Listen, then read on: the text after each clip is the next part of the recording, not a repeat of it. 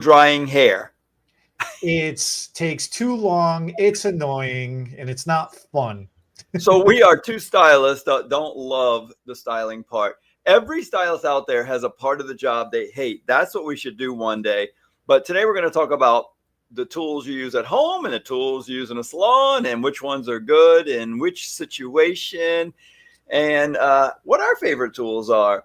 And, you know, it's funny because you said right when we were getting on, I thought you liked blow drying hair. I said, no, I'm just good at it. Oh yeah, I know. I thought you did in particular like blow drying. Yeah. You are good at it, so I don't know. It's the heat. I'm already hot natured, and if it's not cool enough in the salon already and you're blowing down, if you blow drying correctly, it should be going down the shaft to keep it from flying up and frizzing. So you're going down and towards your body, and so you're heating up your core as you're blow drying with that round brush. And I'm just getting like, I'm getting so hot and miserable. And I like the real loud, didn't have to be loud, just happened to be loud. I like the real powerful blow dryer through the years. And I like a lot of air. So I liked volume and heat in the amount of air. Literally pulled all the hair dryers out, went to the local Sally's one time, and I said, I don't care about the brand. I'm just looking for a blow dryer that blows the most air and they all get pretty hot, but I want a lot of air blowing from this thing. So because this is back when I was doing some curly hair, big head hair, extensions, lots of hair, trying to get rid of a lot of moisture. And she said, there's a plug right on top of the shelves right there by the blow dryers. You can open all of them. So I did. Oh, did you really? She said, I'll help you pack them back up. I said, this is the best day for buying a blow dryer. I opened every single one, and I can't even remember the name brand. It was so many years ago, but it was not the most popular name brand. It's not the one most people were buying. And I used that same dryer for a long time because till they didn't make it anymore, just some cheap dryer. It was from Sally's, and it just blew real hard. Of course, I checked the temperature, blew pretty hot. And so that's what I went with. I don't even use a concentration nozzle. You know, I liked big, wide, round, lots of air, get it really dry in the beginning. So give us a little more specific direction of what this video is supposed to be about today with the at-home in salon situation. Right now in the world we live in, and it's been like this for a while now, a lot of the clients are buying their own tools to use at home. Sure. And a lot of manufacturers are targeting clients, you know, with professional tools, professional grade tools, the equivalency of, and all of the way around, right? Right. So what's ended up happening now is we're seeing a lot more clients burning their hair. We're starting to see a lot more videos, curling irons, and they're burning their hair, and flat irons, and they're burning their hair, and chunks of hair coming off their head. And the blow dryers, you know, yeah, they're getting lighter, they're getting lightweight, they're getting more quiet.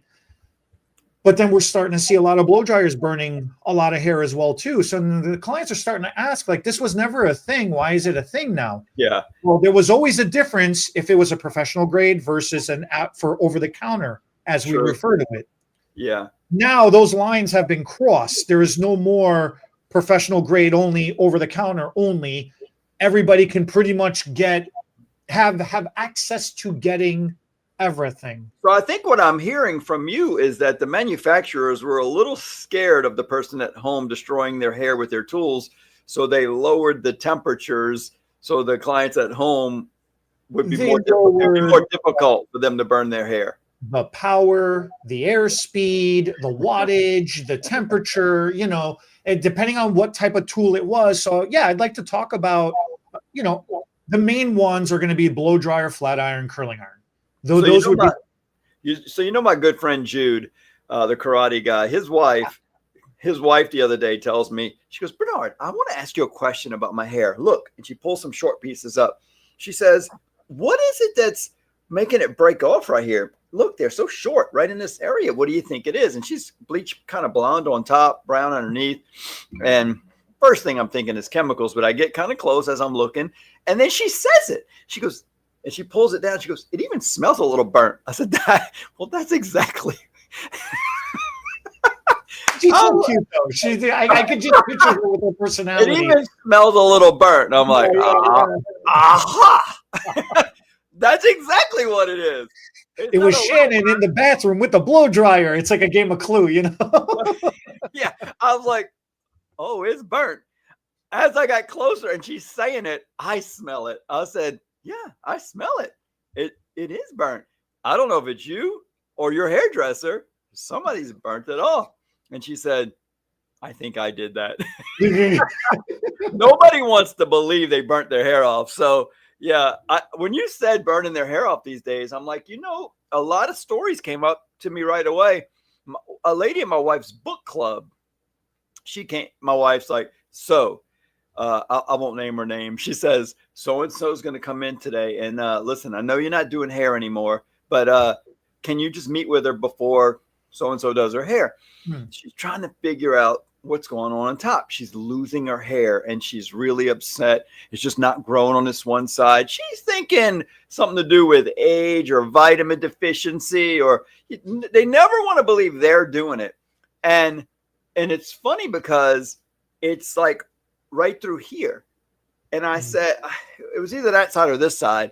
And when I looked, I'm like, God, it's on the one side. I said, are you right-handed or left-handed? And, it must have been the right side. She says, I'm right-handed. I said, yeah, well, I see it.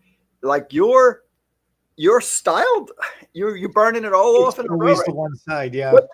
What tool are you using? Because she has trouble getting over to the other side, so she doesn't do it as long or as well. But she's literally just burning it off with a little flat iron. Because I said, are you using a blow dryer, flat iron? Tell me about your tools in the morning. And she's thinking, why am I wasting my time telling you about what tools I'm using? Tell me what's wrong with my hair. Well, what's wrong with your hair is you. You are what's wrong with your hair. So tell me what you're doing, because you want me to tell you, oh, you're low on vitamin B12. That's what it is. It's B12. You take that vitamin, you're going to be goodbye. End of the week, probably. And we should kind of cover that. When people are having trouble with their hair, diet, health, vitamins, that usually not 100% of the time, but most of the time affects the amount of hairs coming out of your scalp or the amount of hairs falling out of your scalp. When you see something wrong with the hair after it's come out from this little short to the ends, something in there, it's usually external something, right? Whether that's the biggest difference. You can control what you eat and you can control your health as much as you want, but equally as important, exactly like you're talking about, it's the external. And that's why I said earlier, rollers are not as much of a thing as they used to be, but rollers are still used. But like 3 of the main tools I want to talk about would be a blow dryer, a flat iron, and a curling iron, because that's the main things that are currently being used. And a lot of people, everybody is always talking about wash and go hair. Everybody's talking about go, go, go, no time, no time, no time. They want to go fast. Got to go fast. And you know what? It brings up another really good point in our culture.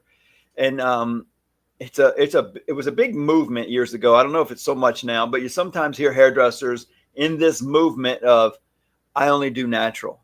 I only do natural hair. Yeah. And so it's very big movement in the Black culture down south, because why?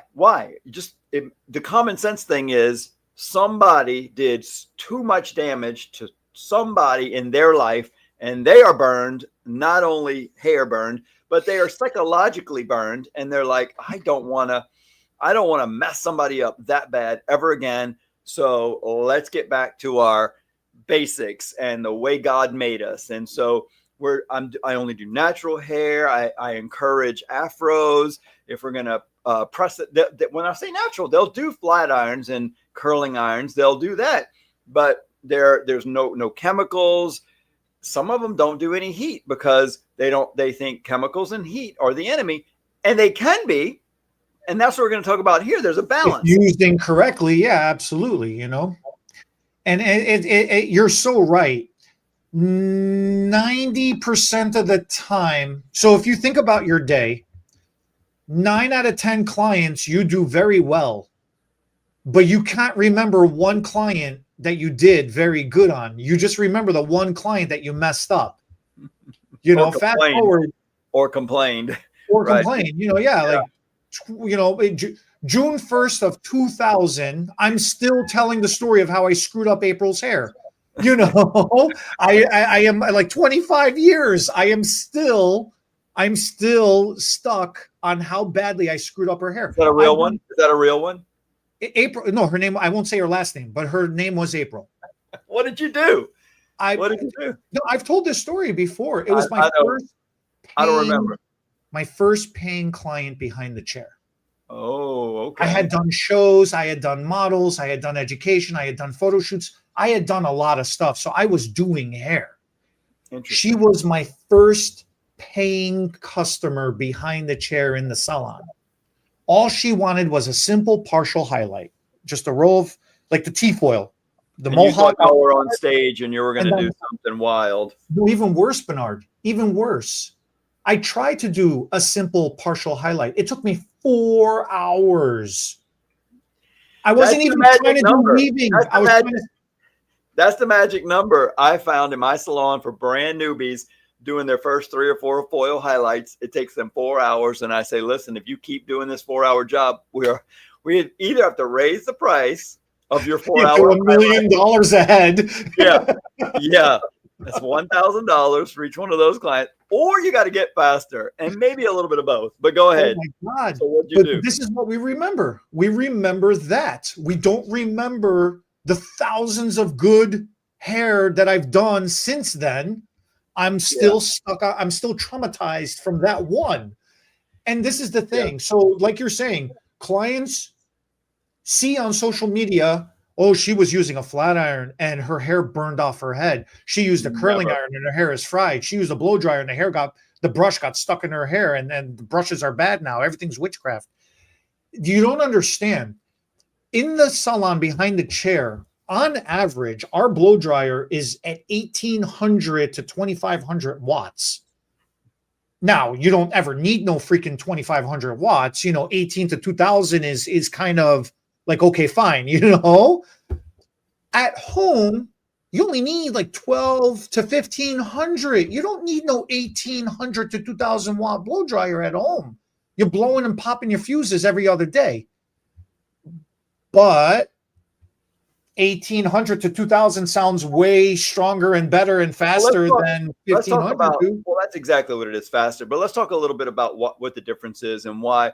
I don't want to come across as arrogant and be like, hey, you don't need it at home. That's just for us. And we're not going to tell you why. Because that's most at-home people like me in every woodworking show I watch. And they're like, well, you don't really need this saw in a home workshop. The heck I don't. I know. So I know the at-home person. So a little public service announcement. Let's try to say, like, why would a client at home not need what a stylist might use in the salon? That's exactly what I want to do, because I would be a hypocrite if I said, don't ever go buy yourself an 1,800, 2,000 watt, because I'm like you. The difference comes though, is the level of responsibility. And that's what you have to decide. If you don't care and you don't want to spend time and you don't want to learn how to properly do the procedure of blow drying your hair, then do not buy an 1,800 to 2,000 watt blow dryer. You're gonna hurt yourself. If you're not going to use the tool correctly, don't buy the professional grade thing. Use the lower heat setting, the lower blower setting, the lower heat setting on the flat iron, the curling iron, all those things, because that's the safety margin, right? Because most of them, the truth, and I guess the detail that really matters is the heat on most of them, because that's what's burning, right? The amount of blowing, not necessarily. I mean, it'll just make your curly hair look frizzy if you do it wrong. That's not going to damage anything. You're just going to look. You can fix that, right? There's forgiveness in there. Right. You can fix that.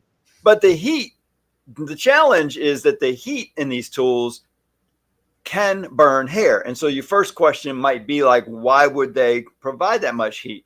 Well, if you're moving the tool around, then you don't get the concentrated heat in one spot, so you're not going to burn. And that's what professionals do.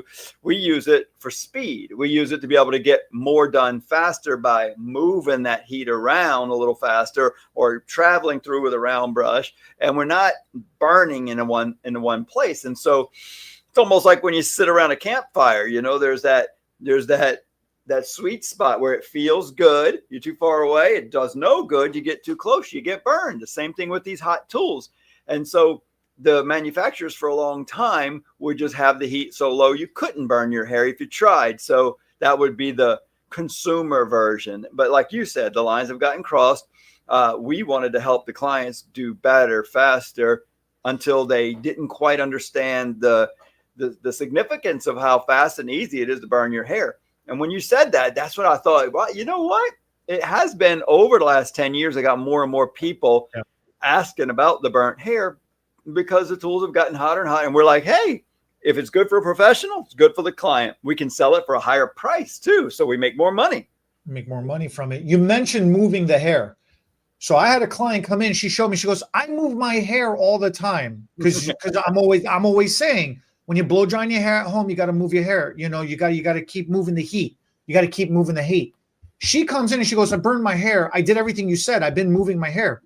I said, air, not hair. Don't hold the blow dryer in place and do this with your hair and shift your hair around. You got to move. You got to hold your hair in place and move the blow dryer around. She goes, well, your accent, I can't understand a damn thing you say sometimes. I'm like, no, don't even try to put this on me, woman. You know, like this is not, we had a good laugh about it. I always wondered when I was a kid, my mom, which it looked like she was shaking the blow dryer. You know, that blow dryer was always, I was like, what, Mom, what are you doing? Why is that thing? Just be still and dry the spot you're in and then move to another spot. And then I just feel like I picked it up through osmosis or something. I pick up a blow dryer and I started shaking it. I guess I felt the heat and I was like, ooh, if I leave that in one spot, she's going to be burnt. And so I've always used this part of my hand right here. It's a little sensitive. I've rolled the brush. I'm getting ready to heat up hair over here.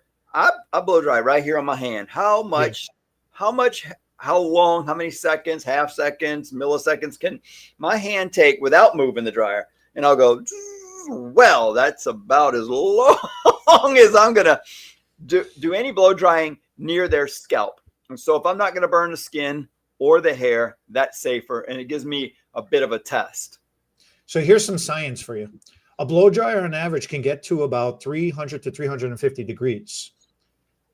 If you are holding it too close, if you're directly touching the blow dryer, a very common thing I see, especially for home use. Stylists do it a lot as well, but especially for home use. And I understand it's not easy. We as a stylist, we stand on top of somebody and we're just doing like this. When you're at home, you have to get the brush behind your head. You got to get the blow dryer over your head. Right. So it's very common practice to take the brush, roll it up in the hair, roll the hair up in the brush, and then just lay the blow dryer on top of the hair. It's very common practice. And I understand it. I do. But you got to understand this. That air is sucking in from the back of the blow dryer. It's heating up and it's pushing out.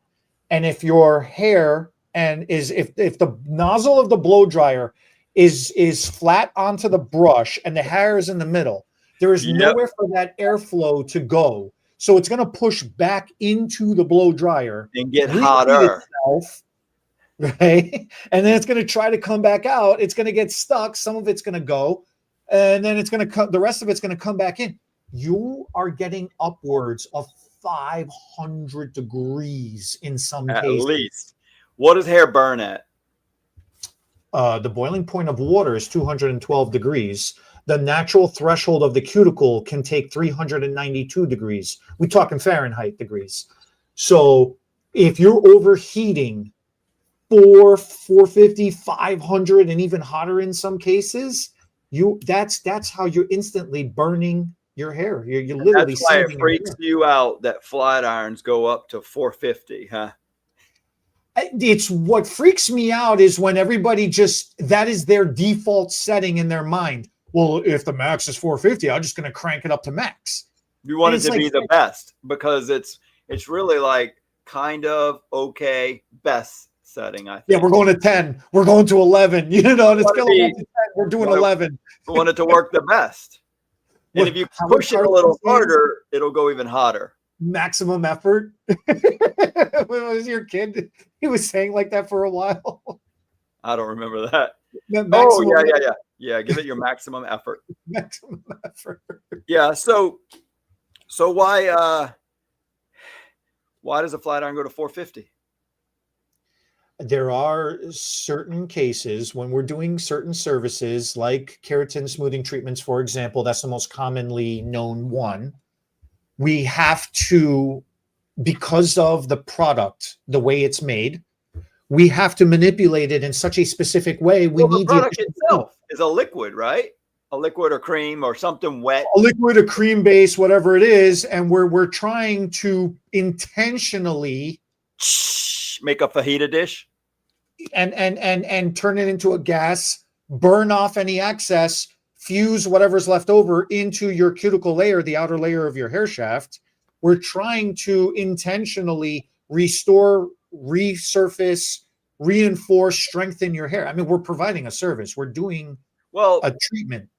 But let's just talk about temperature for a minute. That product, any wet product is going to bring the temperature way down. Like dry hair, if you got a $450 degree Fahrenheit flat iron, $450. You put that hot iron on the hair, that dry room temperature hair will get up to 450 pretty quick. Yeah. And just fall off and burn if the iron's just left still. But the wet product brings that temperature down real fast, and it's trying to get back up. So as soon as you put the tool on there, some irons will have that digital. No. Wait a minute. Clarify. Yeah, you might be missing what I'm saying. What I'm saying is not flat ironing wet hair, damp hair. Sometimes on some of these treatments, you have a product on the hair, and when you're putting the you're talking about those oil treatment things. That's such a particular. That's not a good example. Well, there's a lot. Do not flat iron your hair at home when it's wet. Public service announcement. I know. Well, even damp or even with product, and blow dry first, 100% dry. I had to think about that first. I'm like sitting there going, wait, what are you on about right now? That's why I was talking about the fajita dish, at a Mexican restaurant. When it comes out with all that steam and sizzling, we have techniques where we restructure synthetic hair, and doing it while it's wet is the way to do it. And you're putting heat, but the water's bringing the heat down. So you got so many things going on there. And then if you do have product on your hair and you see here white smoke, it's not always burning. Sometimes it is the moisture from the product coming off. So that can be, it can be scary. And that's where I would say, don't do that at home. I mean, you really got to be, and I say the reason I say you got to be a professional to do it is because we've already made the mistakes a few times for you. So let us do it right on you, since we've already burned your friend's hair off. Let us don't you burn your hair off and have to go through a year and a half of growth to learn so you can do it. Because what are you going to do? You're going to do these treatments on your hair once every year or two. It's worth the money to pay a professional to have it done right the first time. So get the references, and your friend that just bought this product for the first time and says, I want to give this a try on you. You want to be my model. If it's hair extensions, be their model. If it's something that has to do with heat, I would say burn another friend's hair off before you do mine. I'd rather pay. It's a tough decision. It's a tough decision. The other thing that's been very common lately has been the weight of the blow dryers. And a lot of people are preferring to go with the lighter weight blow dryers. Mm-hmm. And I'm all for it. I'm not against it. Well, one of the things to keep in mind is, like you was mentioning earlier, you prefer airflow. Myself, I also prefer airflow. And that doesn't mean you're not getting hot, but you're just not getting as hot. There's a trade-off involved here. So You when you don't have you don't need to get as hot if you have a lot of airflow. if you Also, got a lot of airflow, you don't you know need to where get it. Yeah. you know where I learned that? It's the weirdest thing. I got these two big golden doodles. You've seen them, and I Yeah. go to. I'm trying to. I'm thought I'm a hairdresser. I should just do their hair myself, save a lot of money. Whew, that's a lot of work. You know, a person's head with just this much hair, an animal and a big animal like that, it's so freaking much hair. But at Tractor Supply, a lot of the Tractor Supplies have a dog grooming place in the back where you can just pay like $10 and go in and use the washer, the dryer. They have towels. They give you everything. They even got clippers back there. So Nice. I've gone with Carson. They have aprons. We put an apron on. We put the dog. It's got a fold down thing. Walk the dog into the sink, close it up, hose them all down, and then the dryer. It looks like this big round. It looks like a miniature wet dry vac on the wall. It's this motor, Oh, cool. Okay. motor on the wall, long tube, and it says dog dryer or something. So I grab it. And I'm looking for the heat control. There's no heat control. It's just cold air, but it comes out like a high volume. It's loud. I mean, it winds up like a jet. But I realize, oh wow, they don't even use heat at all on these dog drying, these professional dog drying dryers or whatever. It's complete volume. It's just almost pushing the water off the hair. It blows so hard, and that to me proved like air volume can be a big part of the equation. Heat does help, but volume can be all you need in some cases. It's not going to help change the curl or we use heat on people because we're trying to soften and change style, make it curly, make it wavy, make it straight, make it form the brush that we're using, and the heating and the cooling is going to help change the structure of that style. That's why we use heat. The airflow that you're talking about, it literally gets the equivalent. Just imagine if you're driving down the road at about 80, 85 miles an hour. It's like an equivalency airflow like that. That would be illegal. I only go 70. Oh, but it's so much fun. It's so much fun. Yeah. No, what is it? Certain part of Michigan or is it Minnesota? They have a highway that you can go as fast as you want. I didn't know they had that in this country. Michigan or Minnesota? I don't remember. Are you saying that the high speed of blow dryers, the airflow 80 miles an hour? It's the equivalent of 80, 85 but like, miles. and so the whole point is it's pushing moisture off the surface. It's not evaporating moisture off the surface. Right. It's pushing moisture off the surface. Generally speaking, and I'm very generally speaking now, if you have a heavier blow dryer, that generally is a DC motor, a direct current motor. So you're getting airflow. While you're blow drying, you can literally see the hair drying as you're working off of it. And very generally speaking, when you're using a lightweight blow dryer, that's using an AC motor, an alternating current motor. I didn't realize and that's that. creating like infrared heat. So rather than pushing surface moisture off, it's evaporating the moisture off. And it's almost like a microwave. It's heating up from the inside out. That's why sometimes when you're using a lightweight blow dryer and you're blow drying hair, you're sitting there, you're blowing, and all of a sudden, poof, it instantly gets dry, and there's this little moisture cloud that comes off of it. It's because it's internally drying the hair first, and then the surface moisture gets evaporated off last. Interesting. So it's not that one is better than the other. It's a personal preference. But this is why you need to understand and learn. So this way you know what to expect, so you're not overheating in either scenario. Interesting. Yeah.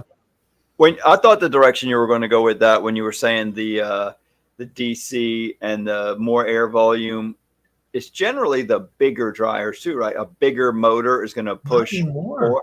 Not anymore. That's the thing. That's the cool thing about technology nowadays, because you're starting to see blow dryers used to be the motor was in the back, then you'd have the handle, and then you'd have the nozzle, and the nozzle was pretty long, so long that we used to, you'd roll the hair in the brush, and then you'd use the nozzle to hold the hair, and then you'd take the brush out and throw the brush back in again, and you'd sit there and do like this double dribble thing like you would in boxing, Right. nowadays you could get a very powerful blow dryer, but the nozzle is super short. It's Or not a no, long.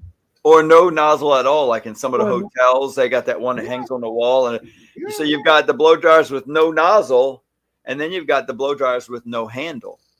Now you've got blow dryers with no Well, you've handle. had, I think that was around quite a while also. Because a lot of people started holding the part of the blow dry, It's from and the nozzle, yeah. they started holding the nozzle. I guess it was a little more ergonomically correct, so they just got rid of the handle.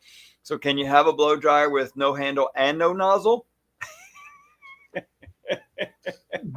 You know what? Yes, you could. You just you just have the motor and you just You're hold the just holding wire. the motor. You're just basically holding the motor. Yeah, yeah, that's interesting. I guess it depends on what you prefer. So you might have other topics to talk about, but I want to cover the curling iron a minute. One of the things that drives me the most crazy about a curling iron, especially when the heat started getting higher and higher, is that the difference in that and a flat iron is a flat iron almost always is moving because you start at the base and you're moving it out. Now, some people stop too long in certain places, and that's where I get nervous. You're going to burn a hole in it right there. But the curling iron, people will start at the scalp and sometimes slide it out to pre-warm that hair, right? And then curl it up and then say the rosary. Yeah. And I am freaking out. How long are you just going to hold that there? I've watched my son do it to my wife's hair, and she's going, "That's long enough. That's long enough." No, it's not. And how do you know how long is long enough? I'll show you. You put the curling iron, you pre-prep the hair, you roll the hair back up, you hold the curling iron there, and then you go. Oh, gross. Don't lick your fingers, guys. You start tapping your fingers on it, and when you burn your finger, that's when it's done. If you burn your finger, it had to burn all the way through the hair to burn your finger. Then you know it's ready. Now that curl will hold. That's a proper curl. If it ain't burning, it ain't working. There you go. It'll hold if it stays on the head. And it will be the most amazing curl. So the thing that I wanted to cover here is that you've got the rod of the iron, and some people put the hair. Let's say you're using a clamp, and whether it's Marcel grip or spring grip, you clamp the hair at one end of the iron or the other, and you curl down the iron. Well, then all the hair is touching the iron all at one time, compared to somebody who puts hair across the whole iron and gets the hair out and then rolls all the way in. The thing is, the ends of the hair, which are the most fragile, are getting the most heat because they're under the clamp, pressed up against the hot iron. And then you roll all that other hair over other hair that takes a little longer to get warm. And that's where they are doing what you're saying. People are holding the iron to see if they can feel the heat come through. Yeah, by the time you feel the heat come through and you're curling the base, which not as many people are curling all the way up to the scalp anymore because it's kind of half. I think that's what saved a lot of people's hairs. They're only curling the bottom half these days, which is half the damage, right? But you've got to think about that. Are you curling hair around itself, snowballing it, getting bigger, or are you curling down the iron? Because each of those need to be timed and thought about differently. And a lot of people are starting to curl somewhere in the middle and letting that hair hang out, and then click, click, click, and getting more hair in there. Click, click, click, getting more hair in there. And I like that better because you're starting the heat on the healthier hair closer to the head, letting the ends hang out and letting those ends get sucked in as you're curling it. And then, unfortunately, too many people, I watched Taylor go through his learning curve where he wouldn't quite get the ends in the iron, or he wouldn't get them in there long enough. And you can have such a beautiful curl on the whole strand from top to bottom, and then the ends just not be curled, and they look frizzy, and those ends show everywhere. And it messes up your whole style.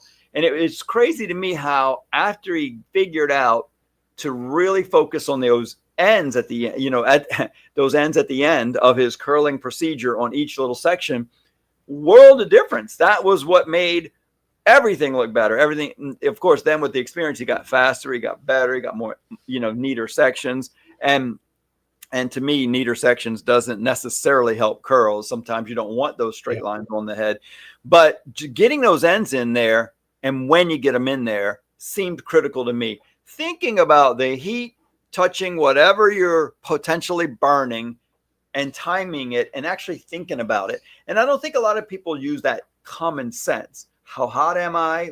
How hot is the tool I'm using? And how fragile or not, how new and fresh is this person's hair? How damaged and bleached is it already? Am I inheriting a problem from the client or another hairdresser? Do I need to be more careful for a while? Communicate that. Hey, your hair's fried. I don't want to get blamed for this over the next few weeks and months, but I'm gonna help you get it fixed. But maybe for the next 2 months, don't tell people I'm your hairdresser. Keep saying that Sally did your hair, and when it starts looking better, then we'll come out. Then we'll come out and say I did it. Then we'll come out as a couple on Facebook. Look at my new hairdresser. I mean, maybe don't tell people for a little while. One of the things I like in particular about over-the-counter products for clients in regards to a curling iron are the curling wands. The curling wands has really helped teach people. Oh yeah, because it's helped teach people to not wrap everything around the same spot over and over and over. Right, you can't. So that helps. Yeah. With a wand, you cannot do it. So you are forced to start up high and then take the ends and wrap it around and wrap it around and wrap it around. Except for the very ends that nobody ever gets right. Well, that's where they came up with that stupid trend, that icicle curls, for a while. And it's still here. Yeah. Right. It was because of the wand. It was because of the wand. It's one of my favorite things. It's one of the things where that trend and style came out of lack of skill or talent or a mistake. Like, oh, we just can't get these ends curled because I don't want to touch that. I don't want to touch that wand. You remember the 2 and 3 finger glove that came out for a while? Where you put a glove on so then you could touch that hair against the iron and you had heat protection, like a warrior. But most people didn't have the glove. I wouldn't wear the stupid glove anyway. So I wouldn't use the wand. And so never could I would just use a clamped, whether it be Marcel grip or spring clip. I'm gonna do that so I can get the ends in there. But I actually quit doing hair before the icicle thing came out. So I just watched it happen. And I'm like, why are people not curling the very ends of the hair? And you know what? It's one of the few things I started liking. I actually like that look now. It does look like an icicle. It's like that and then straight at the end. I like the look of it. I hated it at first. I thought, this is a mess up. It is. This is not on. Nobody's trying to not curl the whole shaft here. What are they doing? And then everybody in the freaking world starts doing it at the same time. And I don't know if they were all making the same mistake or a few people made the mistake and they're just copying what's going on. It was the inability. It was the physical inability to get the ends onto the wand. So it became such a common thing that some intelligent marketing company somewhere said, we're going to take this and run with it and actually turn it into a thing, and to hell with it, And that's why I don't like the wand, because I felt like it was a lot of work compared to the clips help. Fair enough. But in particular, another reason why I did like the wand is because of so from a trend perspective, the wand didn't help. But from a technical and a sales perspective, it did help because it reversed everybody from thinking start at the ends and work your way up. It got people to put the heat at the base first because that's the freshest hair that needs the most heat. The other thing it taught people, the importance of a setting lotion, heat resistant, low spray, or some kind of thermal styler. And it gave like a lot more common, like everybody now is asking for thermal stylers and using products as they should be, because that's the whole purpose is to protect the hair, Yeah. So then since that helped the clients out, you must be a proponent for those tools that you just put near your hair and the hair just whips around it on its own. I love those. because We've had a lot of versions of that come out, right? if it's not done correctly and the hair gets jammed in there, you have to cut it off. The only way to fix that is to put hair extensions afterwards. Well, I remember. love that kind of gimmicky stuff. A little, I hate gimmicky stuff. Hate it. The very first, my parents had Carol's Beauty Supply here in this building that I'm in now when I was a kid. And the very first, I was a little kid, did not think I'd be a hairdresser. The first gimmicky thing I saw was the curling iron with the little comb slits on it. So it looked like a round brush, but it was yeah. And all you could do, I mean, there was no clip or clamp anywhere. You just brushed your hair through and then rolled it up. Most people never unrolled it. And then you've got heat cooking, and you've got the age-old problem of a round brush stuck in your head. So what do you do now? Unplug it, turn it off quick. It's going to burn through. So the smoky, burnt messes of those things stuck in the hair were hilarious to me. That was the first gimmicky thing. And then they started making that thing like press a button and it would spin. So then you put it on the end and then you just watch it spin and come in. Then you got to let go of that button because if it keeps spinning, it's going to yank it right out of your head. So, yeah, I do love watching and following the gimmicky tools. And then, of course, every few years around the holidays, I've got aunts and older ladies in my life texting me as the hairdresser, what do you think about this product? I think I'm going to get it for my daughter, niece, girl, younger girl, relatives, friends, whatever in the family. And I'm like, I don't know. Let me watch. I'm going to have to watch a couple of videos. I'm like, oh God, I don't, gimmicky things sell at the holidays. So yes, I get it.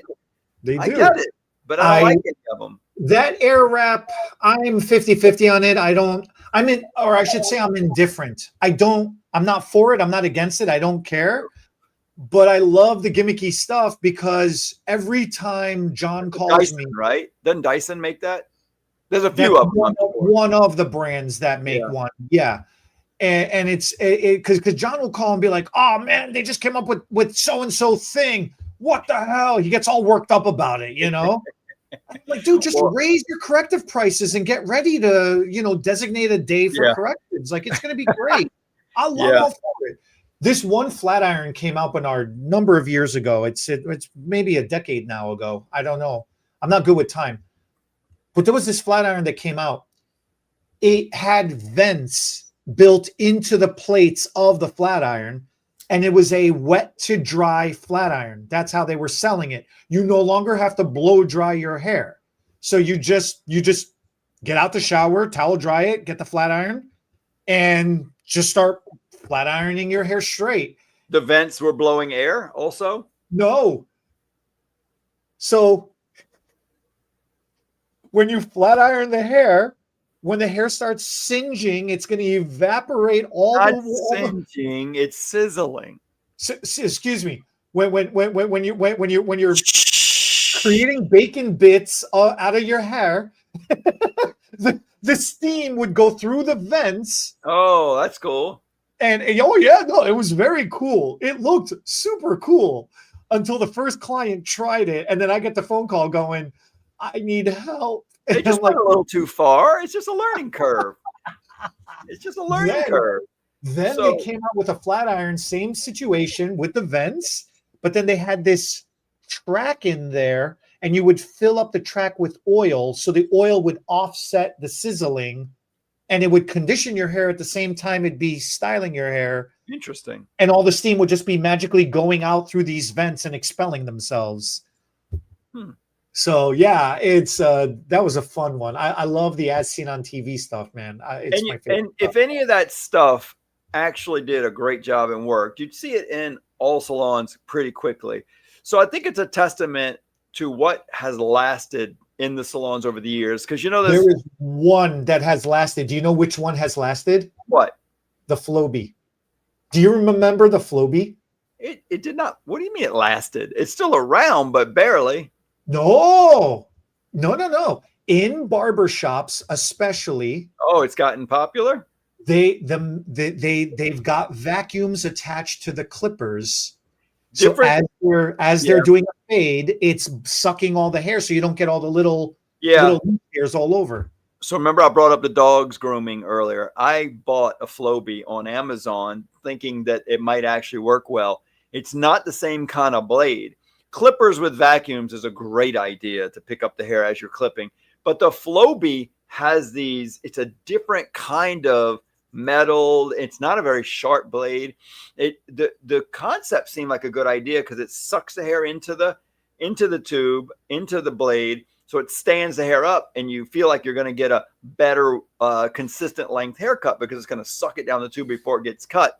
Mm-hmm. But I didn't like the Flowbee. I mean, maybe it worked better on a real person, but I had to hook it up to my own vacuum and it just didn't, it didn't cut very well. It just didn't cut very well. And so I kept having to try to oil it to work better.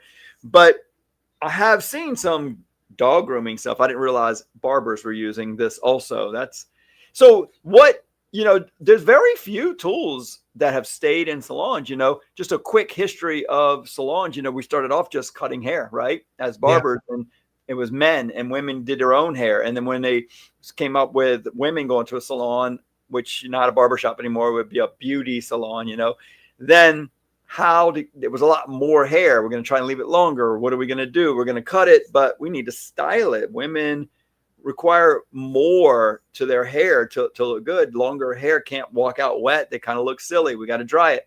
So you started with the hood dryer, then the blow dryer, the flat iron, the curling iron. We don't really have that many tools in the salon compared to all of the crazy tools that have come around. And one of my favorites is the flat iron because we got to watch that in our lifetime kind of be brought back to life. It's been around since I was a kid, and I remember my mom had them, but it was kind of born out of ladies ironing their hair on the actual ironing board. They had very long hair. They'd lay it on the ironing board and iron it. So then somebody came up with, let's put two plates together and iron it. And they were about as big as my hand. That's what my mom sold. They were big, flat plates. 3 inch thick, 3 inch wide. 3 inches wide. Yep. Yeah. And so that was a paddle. Yeah. And so it was hard to get close to the head. And so I remember the resurgence of the flat iron, and they went from big to very, very, very tiny. And then they came back a little. Now you have a pretty consistent, common size. It seems like almost everybody uses the same size flat iron now.